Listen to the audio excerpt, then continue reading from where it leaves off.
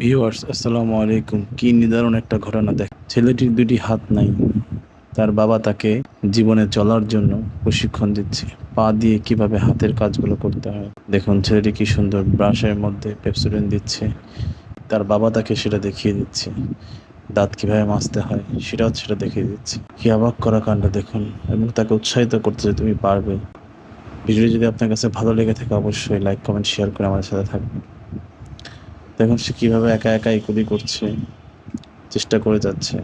এরপরে দেখেন তার বাবা ইচ্ছা করলেই কিন্তু এই টুথপেস্টটি বক্সে ঢুকিয়ে রেখে দিতে পারতো, কিন্তু না, সেটা তার ছেলেকে দিয়ে করাচ্ছে।